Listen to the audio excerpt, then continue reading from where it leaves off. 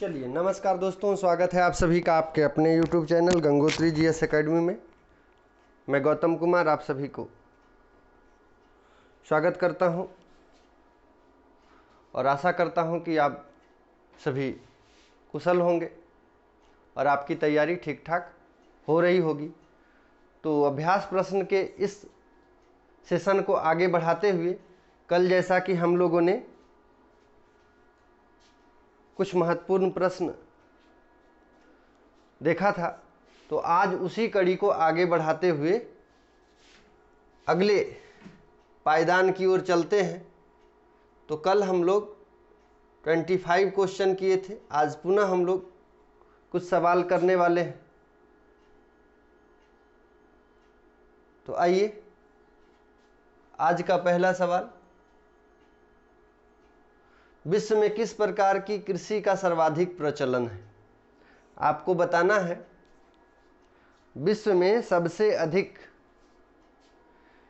कृषि किस प्रकार की जाती है। ऑप्शन है आपके पास गहन कृषि, स्थानबद्ध कृषि, बागानी कृषि और विस्तृत कृषि। तो आपको बताना है कि सबसे अधिक विश्व में किस प्रकार की कृषि का प्रचलन है। तो जल्दी से आंसर दीजिए इसका।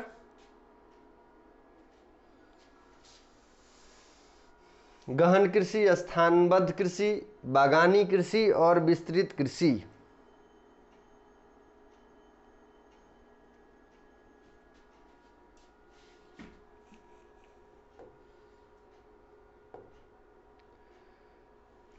चलिए दोस्तों, क्वेश्चन नंबर 26 का सही आंसर है स्थानबद्ध कृषि। सही आंसर क्या है? स्थानबद्ध कृषि। बाकी जो है ये सभी कृषि का अलग अलग प्रकार है। ठीक है, गहन कृषि, बागानी कृषि तो आप लोग के सिलेबस में दिया हुआ ही है। विस्तृत कृषि बड़े क्षेत्रों पर की जाती है। ठीक है, विस्तृत खेती विकसित देशों में की जाती है, बड़े बड़े फार्म होते हैं। ठीक है, और यंत्रीकृत कृषि की जाती है, नए नए तकनीकों के माध्यम से कृषि की जाती है। तो इसका सही आंसर है स्थानबद्ध कृषि। 26 नंबर क्वेश्चन का बी आंसर सही है। चलिए अगला सवाल,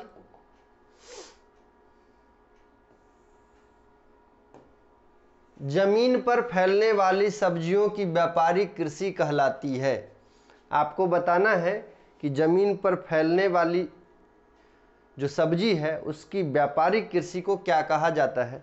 आपके पास 4 ऑप्शंस हैं।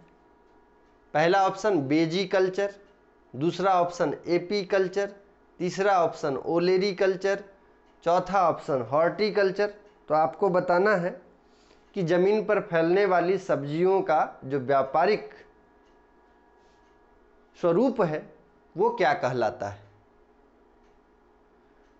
तो इसका सही आंसर है ओलेरी कल्चर। ठीक है, फैलने वाली सब्जियों का जो व्यापारिक स्वरूप है या जो व्यापारिक कृषि है फैलने वाली सब्जियों का, उसको ओलेरी कल्चर कहा जाता है। बाकी हॉर्टिकल्चर के बारे में आपको पता ही है, सब्जियों का व्यापारिक खेती को हॉर्टिकल्चर बोलते हैं। इसके अलावा एपी कल्चर मधुमक्खी पालन को कहा जाता है। ठीक है, आगे बढ़ें।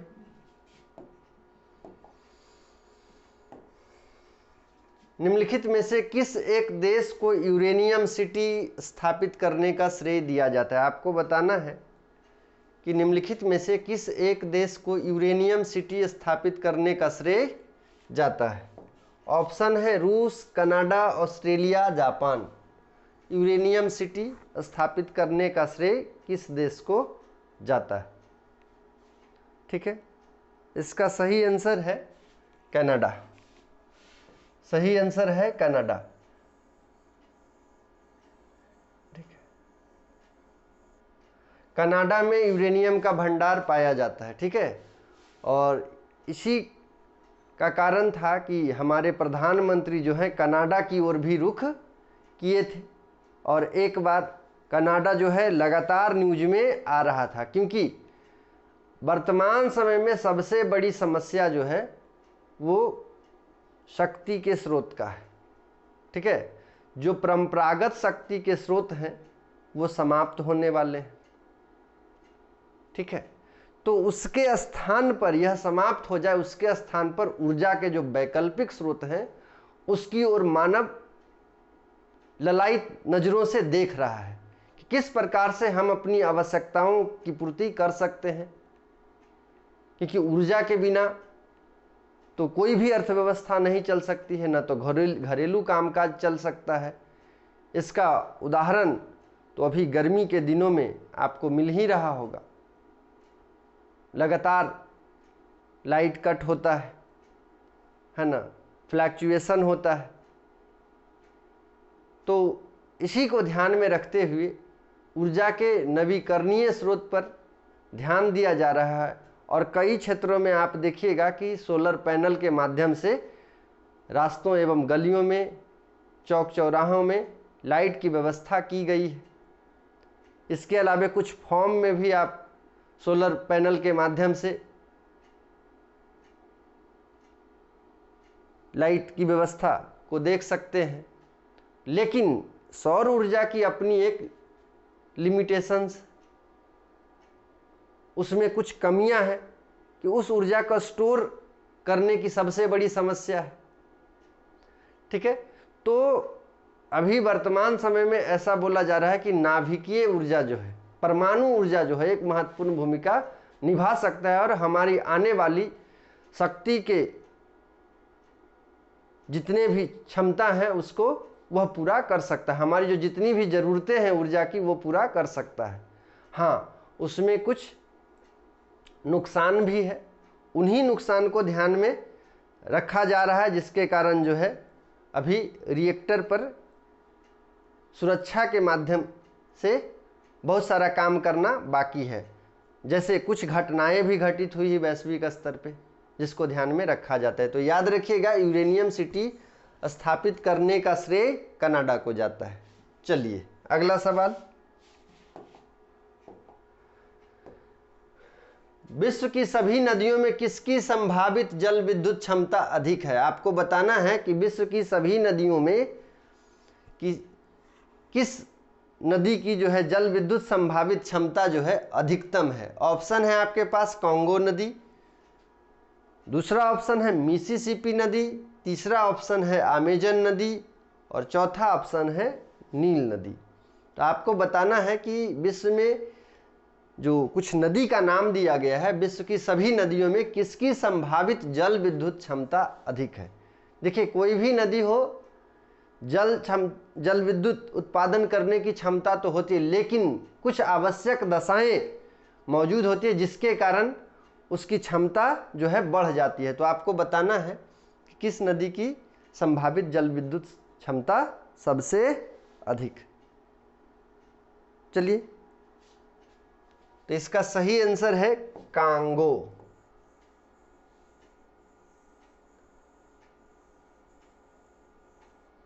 ठीक है,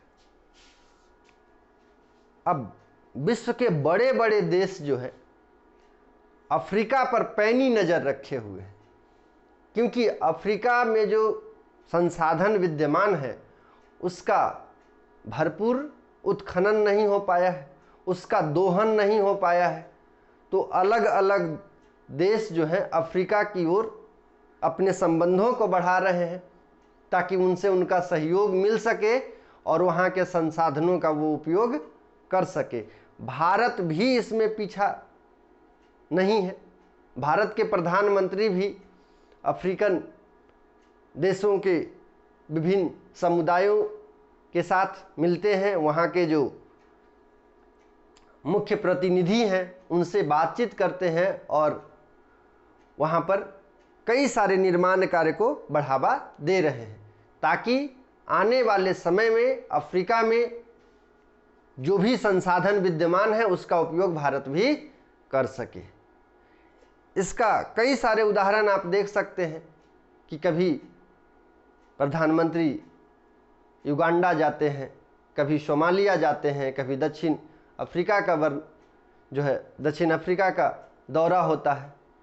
तो इन सभी के माध्यम से जो हमारे कूटनीतिक संबंध है, राजनीतिक संबंध है, उसको बढ़ाने का प्रयास किया जाता है, ठीक है, ताकि वहाँ का दोहन किया जा सके संसाधनों का। तो याद रखिएगा, विश्व की सभी नदियों में सबसे अधिक जल विद्युत क्षमता जो है वो कांगो नदी का है। चलिए अगला सवाल, विश्व की सबसे बड़ी कोयला की खान बांकी किस देश में स्थित है? आपको बताना है विश्व की सबसे बड़ी कोयला की खान बांकी किस देश में स्थित है। ऑप्शन है कजाकिस्तान, जर्मनी, जिम्बाब्वे, पोलैंड। तो विश्व की सबसे बड़ी कोयला की खान जिसका नाम बांकी है वो किस देश में स्थित है, ये आपको बताना है। इसका सही आंसर है जिम्बाब्वे, ठीक है। बांकी जो है ये जिम्बाब्वे में है।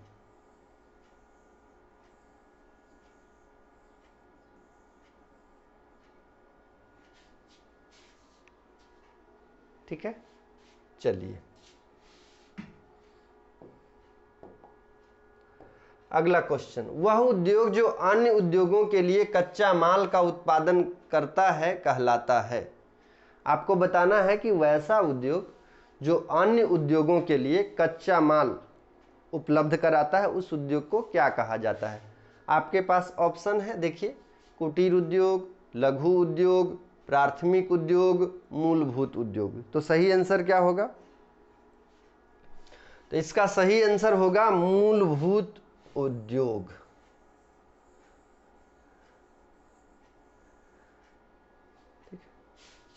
अब देखिए, आप लोग पढ़े होंगे कि मानव जीवन को जीने के लिए कुछ सामान्य आवश्यकताओं की जरूरत होती है।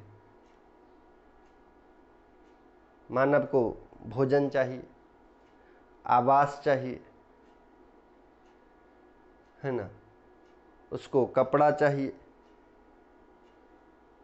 तो इन आवश्यकताओं के बिना मानव जी नहीं सकता है, अपने जीवन को जी नहीं सकता है, अपना सर्वांगीण विकास नहीं कर सकता है। इसके अलावे भी कई चीजें हैं, लेकिन मुख्य जो है वो रोटी, कपड़ा, मकान बोल सकते हैं। तो उसी प्रकार से किसी उद्योग को चलाने के लिए कच्चे माल की आवश्यकता होती है। तो वैसा उद्योग जो अन्य उद्योगों के लिए कच्चा माल उपलब्ध कराता है उस उद्योग को मूलभूत उद्योग कहा जाता है।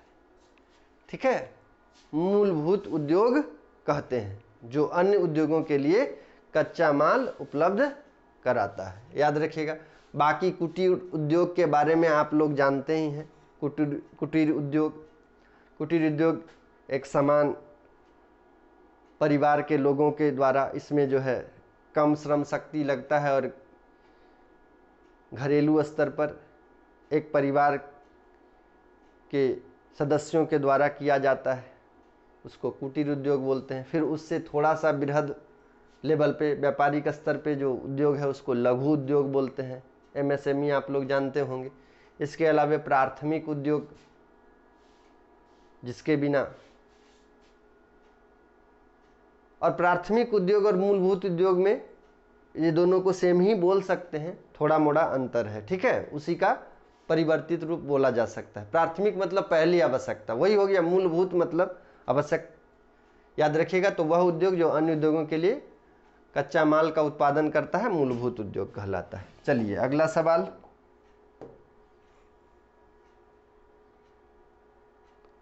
चलिए दूसरा, वे उद्योग जो स्थानीय कच्चे मालों का उपयोग करते हैं निम्न में से क्या कहलाते हैं। आपको बताना है कि वैसा उद्योग जो स्थानीय कच्चा माल का उपयोग करता है उसको किस नाम से जानते हैं, क्या कहा जाता है। आपके पास ऑप्शन है आधारभूत उद्योग, उपभोक्ता सामग्री उद्योग, कुटीर उद्योग और प्राथमिक उद्योग।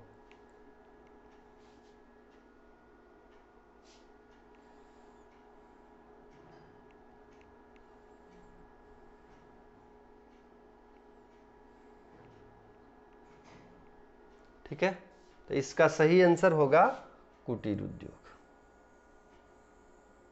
ठीक है, तो देखिए कुटीर उद्योग का भी डेफिनेशन मिल गया, मूलभूत उद्योग का भी परिभाषा क्या होता है ये आपको मिल रहा है। तो क्वेश्चन में बहुत कुछ कॉन्सेप्ट होता है। इसके अलावा आप देखिएगा कि कभी कभी एग्जाम में एक ही क्वेश्चन को रिपीट भी कर दिया, रिपीट मतलब दूसरे तरीके से पूछा जाता है।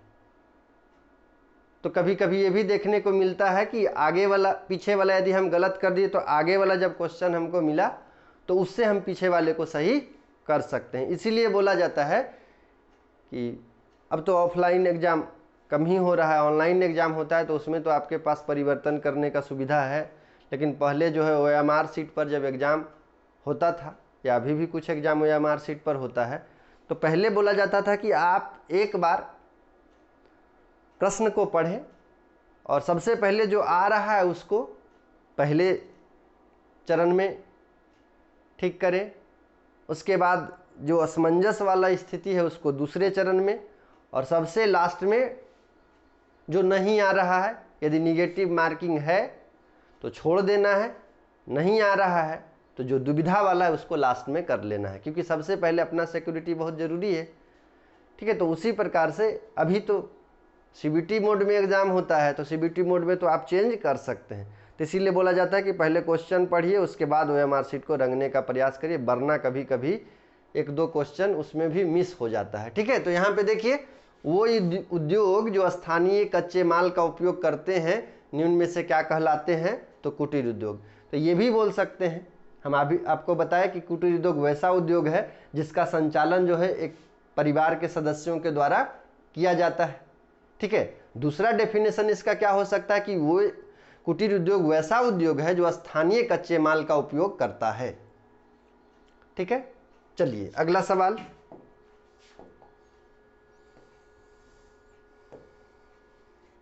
निम्नलिखित में से कौन श्रम आधारित उद्योग है? आपको बताना है कि निम्नलिखित में से कौन श्रम आधारित उद्योग है, मतलब वैसा उद्योग जो मानव श्रम पर अधिक निर्भर करता है। तो यहाँ पे कुछ ऑप्शन है, उसमें आपको बताना है कि कौन सा उद्योग है जो मानव श्रम पर निर्भर करता है, श्रम आधारित उद्योग है। ऑप्शन है आपके पास इलेक्ट्रॉनिक्स उद्योग, घड़ी निर्माण उद्योग, पेट्रोलियम शोधन और हीरा तराशना। तो इसका सही आंसर क्या होगा बताइएगा।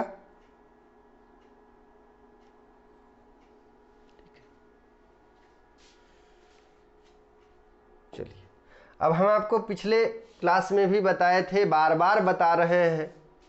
ठीक है, हर बार बताते हैं, आप लोग को बार बार बताते हैं कि आप क्वेश्चन को पढ़ें और उसके ऑप्शन को ध्यान से देखें। जो ऑप्शन सत्यता के सबसे करीब होगा वही आपका सही आंसर हो सकता है। अब देखिए यहाँ पे इलेक्ट्रॉनिक्स उद्योग में भी श्रम की आवश्यकता होती है।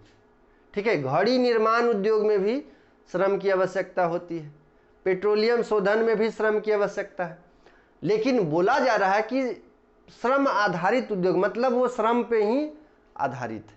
तो इसका सही आंसर होगा हीरा तराशना। हीरा तराशना। ठीक है, मुंबई में हीरा तराशने का कार्य किया जाता है, आपको पता ही है। ठीक है, मुंबई हीरा तराशने के लिए और हीरा की मंडी के नाम से भी मुंबई को जाना जाता है। इसके अलावा मध्य प्रदेश में पन्ना की खाने जो है भारत में हीरा और पन्ना के लिए जाना जाता है। अफ्रीका का किम्बरले जो है वो भी हीरा के उत्पादन के लिए, हीरा के खनन के लिए जाना जाता है। दक्षिण अफ्रीका में किम्बरले एक जगह है, तो याद रखिएगा।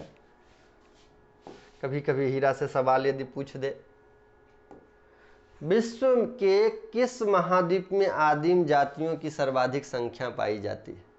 देखिए 34 नंबर सवाल पूछा जा रहा है कि विश्व के किस महाद्वीप में आदिम जातियों की सर्वाधिक जनसंख्या पाई जाती है?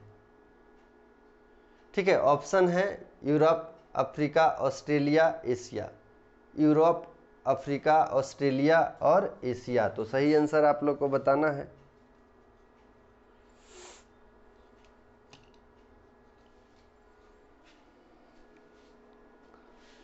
चलिए, इसका सही आंसर अफ्रीका है। इसका सही आंसर अफ्रीका है। तो विश्व में आदिम जातियों की सर्वाधिक जनसंख्या अफ्रीका में विद्यमान है। ठीक है, याद रखिएगा, अफ्रीका। चलिए अगला सवाल, विश्व में प्रथम बार व्यवस्थित जनगणना का श्रेय किस देश को है? आपको बताना है कि विश्व में व्यवस्थित जनगणना जो है सबसे पहले कहाँ हुआ था। विश्व में व्यवस्थित जनगणना सबसे पहले कहाँ हुआ था?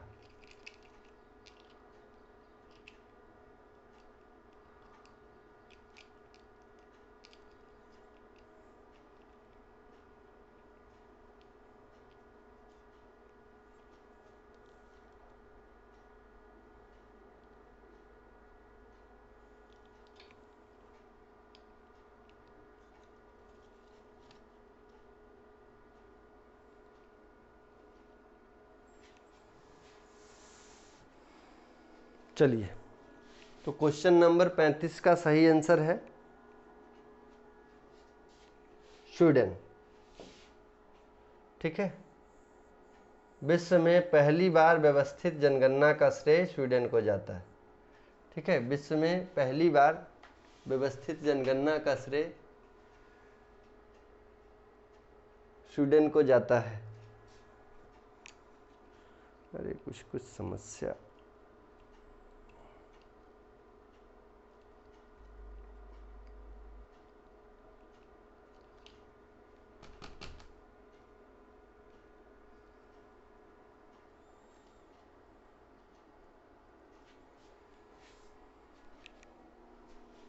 चलिए अगला सवाल,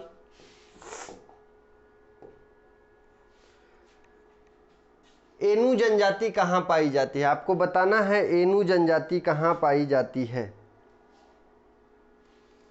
ऑप्शन है आपके पास ईरान, पाकिस्तान, फ्रांस और जापान। तो बताना है एनु जनजाति कहाँ पाई जाती है। तो एनु जनजाति जापान में निवास करती है। ठीक है, याद रखिएगा, जनजातियों से भी सवाल पूछा जाता है। तो एनु जनजाति जो है जापान में पाई जाती है और जापान के बारे में आप लोग को पढ़ना है। ठीक है, चलिए अगला सवाल, निम्न में से किस देश को वनों का देश कहा जाता है? आपको बताना है कि किस देश को वनों का देश कहा जाता है, या ये बोल सकते हैं कि किस देश में सबसे ज़्यादा वन पाया जाता है। ऑप्शन है रूस, ब्राज़ील, सूरीनाम और कांगो। सही आंसर आप लोग को बताना है। देखिए, अफ्रीका का ही देश होगा, अफ्रीका का ही देश होगा। तो अफ्रीका में कौन सा देश है? ऑप्शन में देख लीजिए, कांगो प्रजातांत्रिक गणतंत्र। ठीक है, कांगो रिपब्लिक के नाम से ये जाना जाता है। तो विश्व में सबसे अधिक वनों का देश, या किस देश को वनों का देश कहा जाता है? तो कांगो प्रजातांत्रिक गणतंत्र। ठीक है, कांगो प्रजातांत्रिक गणतंत्र को वनों का देश कहा जाता है। इसके अलावा सफ़ेद हाथियों का देश थाईलैंड को कहा जाता है। ठीक है, झीलों का देश जो है स्वीडन को कहा जाता है, सॉरी फिनलैंड को कहा जाता है। यूरोप का प्लेग्राउंड स्विट्जरलैंड को कहा जाता है। तो इस प्रकार से उपनाम से भी सवाल पूछ दिया जाता है, तो याद रखिएगा। अगला सवाल, यूरोप का भारत के नाम से कौन सा देश जाना जाता है? आपको बताना है कि यूरोप का भारत किस देश को कहा जाता है, या कौन सा देश है जो यूरोप का भारत के नाम से जाना जाता है। ऑप्शन है स्पेन, फ्रांस, पुर्तगाल, इटली। स्पेन, फ्रांस, पुर्तगाल, इटली। इसका सही आंसर है इटली। इसका सही आंसर है इटली। इटली को यूरोप का भारत कहते हैं। इटली को यूरोप का भारत कहा जाता है। अभी G7 भी आपके लिए इम्पोर्टेंट हो गया है। G7 में भारत G7 का सदस्य नहीं है, तब पर भी हमारे प्रधानमंत्री को वहाँ पे बुलाया गया था। तो भारत की जो शक्ति है, भारत की जो लोकतंत्र की शक्ति है, आबादी सबसे बड़ी जो शक्ति है यहाँ के लोगों की, तो उसका प्रभाव दिख रहा है। और जिस प्रकार से भारत अपने आप को आत्मनिर्भर बना रहा है, तो उससे वैश्विक स्तर पर इसकी छवि और निखर कर सामने आ रही है। चलिए अगला सवाल, विश्व का कौन सा देश पवन चक्कियों की भूमि कहलाता है? ठीक है, आपको बताना है कि विश्व का कौन सा देश है जो पवन चक्कियों का देश कहा जाता है। ठीक है, पवन ऊर्जा के बारे में आप लोग सुने होंगे, पवन चक्की के माध्यम से बिजली पैदा किया जाता है। ऑप्शन है स्वीडन, फिनलैंड, नीदरलैंड और डेनमार्क। ठीक है, स्वीडन, फिनलैंड, नीदरलैंड और डेनमार्क। तो इसका सही आंसर होगा नीदरलैंड। नीदरलैंड को पवन चक्कियों की भूमि कहा जाता है। नीदरलैंड को पवन चक्कियों की भूमि कहा जाता है। ठीक है, चलिए अगला सवाल,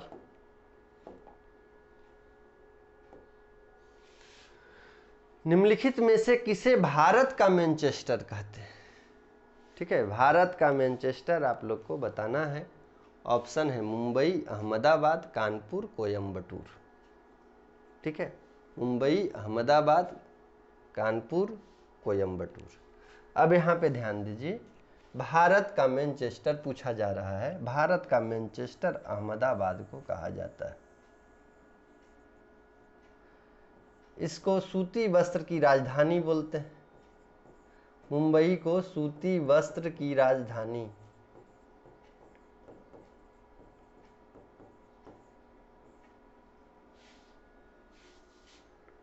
ठीक है। इसके अलावा उत्तर भारत का मैनचेस्टर कानपुर को बोला जाता है। उत्तर भारत का मैनचेस्टर,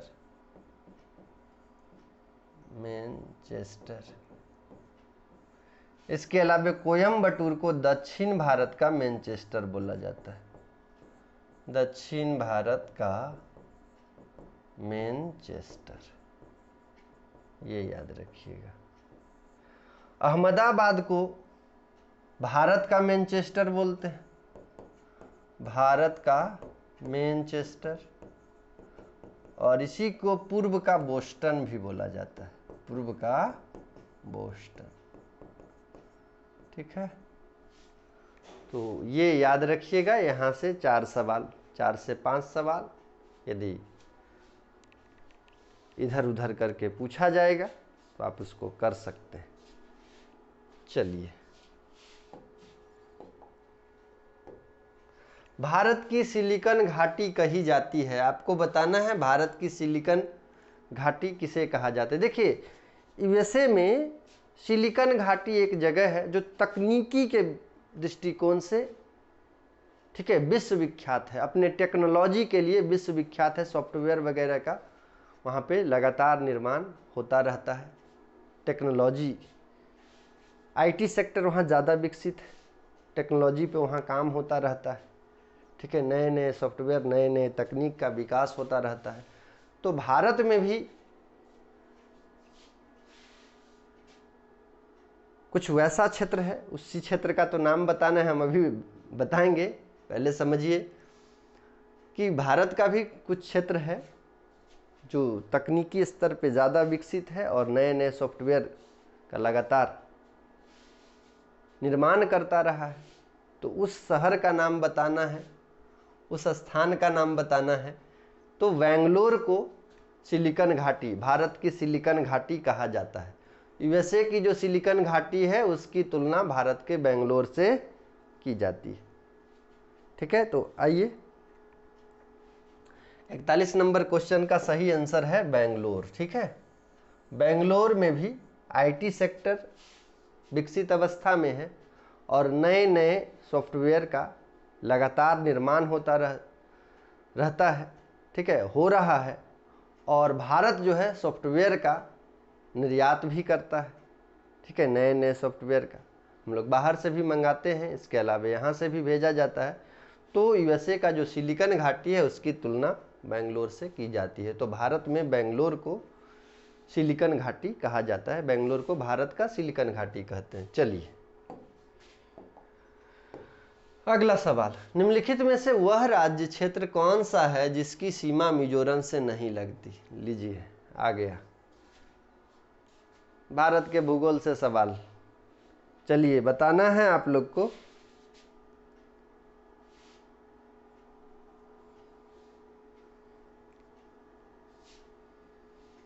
निम्नलिखित में से वह कौन सा राज्य जिसकी सीमा मिजोरम से नहीं लगती?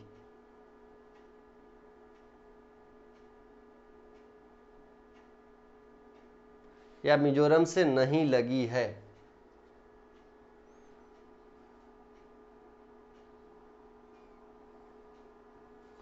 इसका सही आंसर है नागालैंड।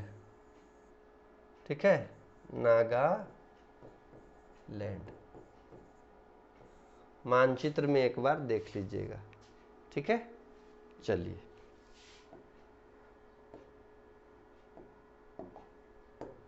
अगला सवाल, निम्नलिखित में से कौन सा राज्य पहले नेफा के नाम से जाना जाता था? नॉर्थ ईस्ट फ्रंटियर एजेंसी, नेफा का फुल फॉर्म होता है। ठीक है, नेफा का फुल फॉर्म होता है north east frontier agency. North east frontier agency. तो आपको बताना है कि किस राज्य को पहले नेफा के नाम से जाना जाता है। सही आंसर है अरुणाचल प्रदेश। अरुणाचल प्रदेश को पहले नेफा के नाम से जाना जाता है। बाकी नॉर्थ ईस्ट का जितना भी स्टेट है, ठीक है, भारत के द्वारा उसका विलय समझौतों के माध्यम से किया गया है। ठीक है, और चाइना लगातार नॉर्थ ईस्ट पर कब्जा करने का प्रयास करता रहता है, लगातार उसमें जो है अपनी सैन्य गतिविधि बढ़ाता रहता है। ठीक, और अरुणाचल प्रदेश कभी अरुणाचल प्रदेश के क्षेत्र पर अपना दावा करता है, कभी सिक्किम के क्षेत्र पर दावा करता रहता है। डोकलाम का विवाद आप लोग सभी जानते हैं। चलिए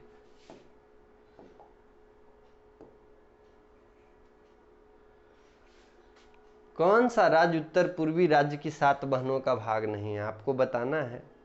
नॉर्थ ईस्ट में 7 राज्य जो हैं उसको 7 सिस्टर्स के नाम से जाना जाता है। तो आपको बताना है कि कौन सा राज्य 7 बहन का भाग नहीं है। देखिए ऑप्शन ए मेघालय, अरुणाचल प्रदेश, त्रिपुरा, पश्चिम बंगाल। और देखिए मेघालय, अरुणाचल, त्रिपुरा ये सभी तो 7 बहन का भाग है। ठीक है, मिजोरम, त्रिपुरा, अरुणाचल प्रदेश, मेघालय, असम, नागालैंड ये सभी जो हैं 7 राज्य हैं। तो यहाँ पे याद रखिएगा सही आंसर है पश्चिम बंगाल। पश्चिम बंगाल जो है वो 7 बहनों का भाग नहीं है, 7 सिस्टर का भाग नहीं है। चलिए अगला सवाल,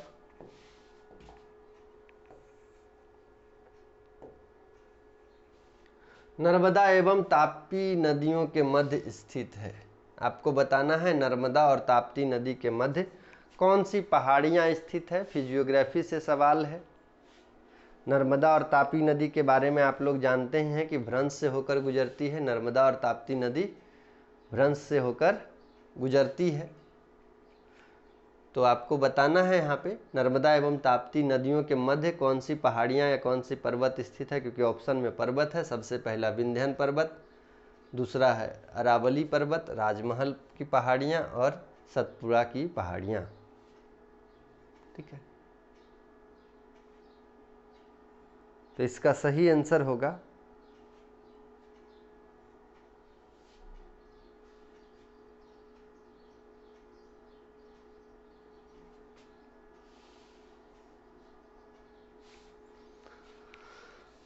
सतपुड़ा की पहाड़ियाँ। देखिए, नर्मदा नदी पहले है, नर्मदा नदी,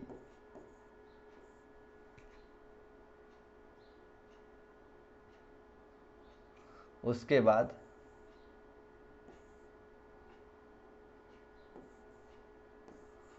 सतपुड़ा की पहाड़ियाँ, फिर आपका तापी नदी है, तापी नदी, उसके बाद फिर पहाड़ियाँ, अजंता की पहाड़ी देखने को मिलती, ठीक है। तो ये सतपुड़ा है, इधर अजंता है। ये भी पूछा जाता है सतपुड़ा के दक्षिण में कौन सी नदी बहती है, तो ये याद रखिएगा, ठीक है। नर्मदा और ताप्ती नदी के मध्य में सतपुड़ा की पहाड़ियाँ स्थित।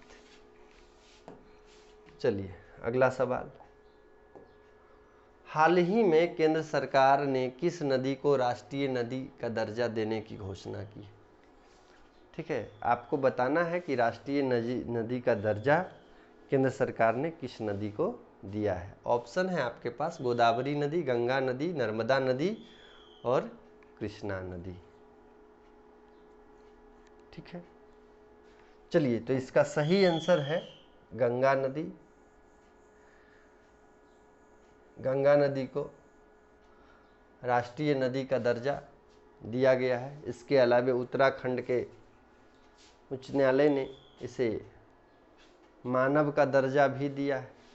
उत्तराखंड के उच्च न्यायालय ने इसको मानव का दर्जा भी, जीवित मानव की दर्जा दी गई है। तो ये भी सवाल पूछा जाता है कि जीवित मानव की दर्जा किस नदी को दी जाती है।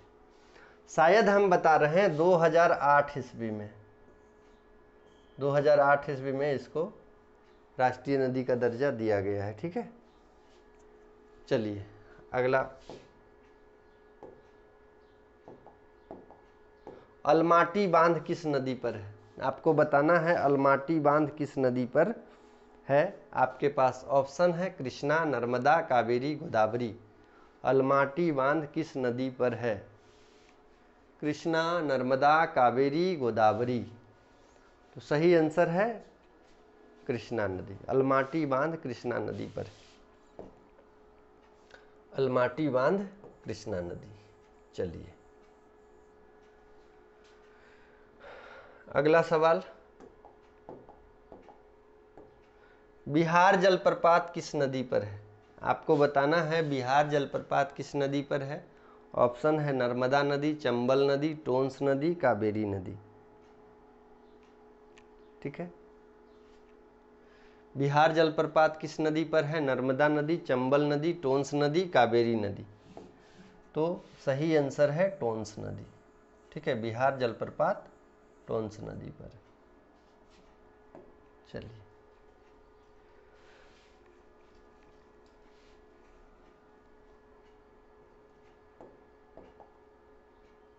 अगला क्वेश्चन, पनियाल तथा इरूला जनजाति किस राज्य में स्थित है। आपको बताना है पनियान तथा इरूला जनजाति किस राज्य में निवास करती है।